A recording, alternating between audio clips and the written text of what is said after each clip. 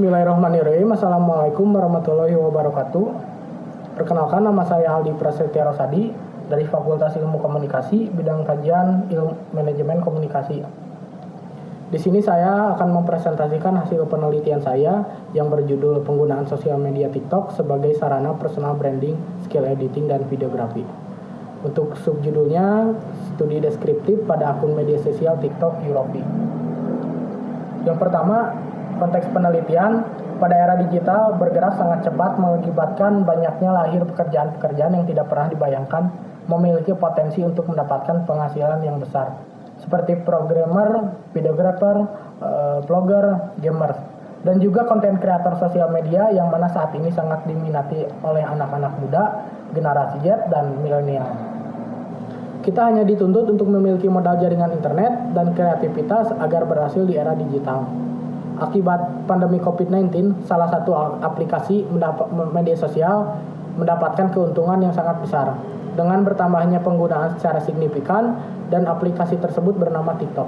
Selanjutnya, personal branding merupakan proses membangun diri, membentuk dan menarik penonton dalam aspek nilai seseorang seperti prestasi, keahlian, kepribadian yang baik.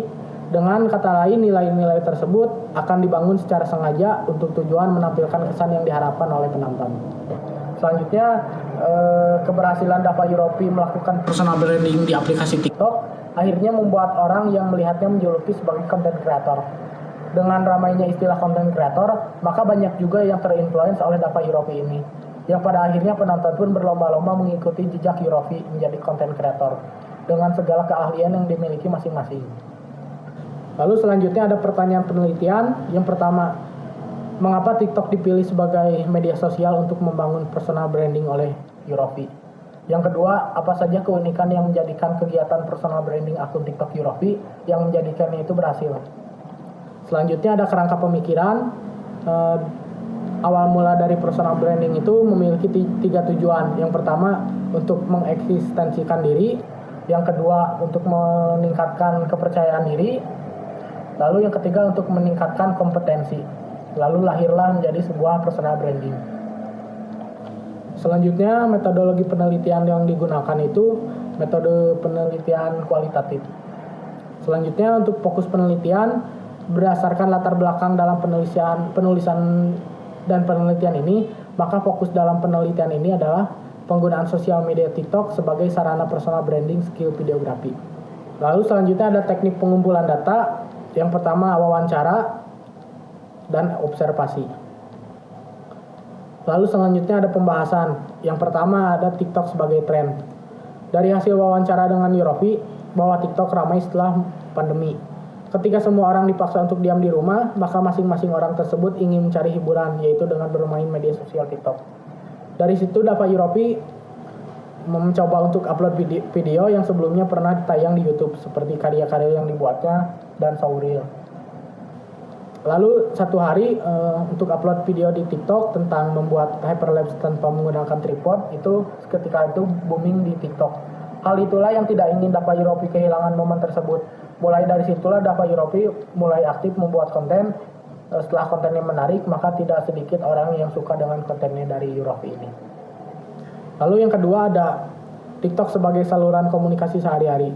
Menggunakan TikTok sebagai komunikasi di media sosial yang dilakukan oleh Dava Europe itu dianggap berhasil karena menurutnya aplikasi TikTok itu mudah dijangkau oleh pengguna TikTok lainnya, sehingga apabila sudah pernah mencapai ratusan ribu hingga jutaan penonton, itu memudahkan untuk melakukan personal branding. Berbeda dengan YouTube yang durasinya lebih panjang, sehingga proses pembuatan kontennya pun membutuhkan waktu yang begitu banyak. Lalu selanjutnya, memilih videografi sebagai media personal branding. Setiap konten kreator memiliki minat dan keterampilan tersendiri. Ada yang menyukai memasak, olahraga, dan lain-lain. Sama halnya dengan Dava Europe ini yang menyukai videografi sejak usia 12 tahun.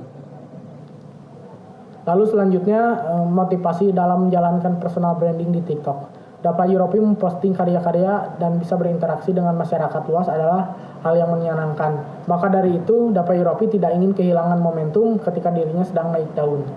Dan Dava Europe memiliki motivasi agar sesuatu yang dibuat itu dapat dinikmati oleh masyarakat luas dan bisa bermanfaat. Lalu selanjutnya ada kesimpulan. Yang pertama, Keinginan Dava Europe untuk berbagi ilmu tentang dunia videografi menjadikannya cara untuk menunjukkan diri sebagai seorang influencer. Dava Europe melakukan personal branding di TikTok karena aplikasi TikTok yang mudah dijangkau oleh pengguna lainnya. Dari segi tenaga dan waktu lebih hemat dibanding dengan sosial media yang lainnya. Akan tetapi dampak yang dirasakan begitu sangat besar. Dampak positif yang didapat oleh Europe yaitu dapat dikenal sebagai seorang influencer di bidang videografi dan skill editing.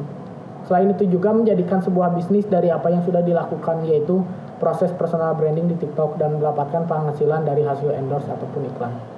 Yang kedua, keunikan yang berhasil dalam menjadikan personal branding di TikTok yaitu dari segi usia yang terbilang muda yaitu 18 tahun, akan tetapi kegigihan dalam melakukan personal branding mendapatkan kepercayaan publik sebagai seorang influencer.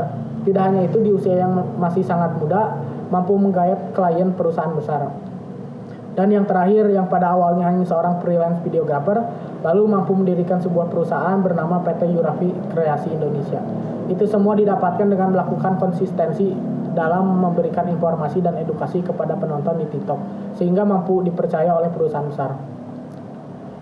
Terima kasih. Assalamualaikum warahmatullahi wabarakatuh.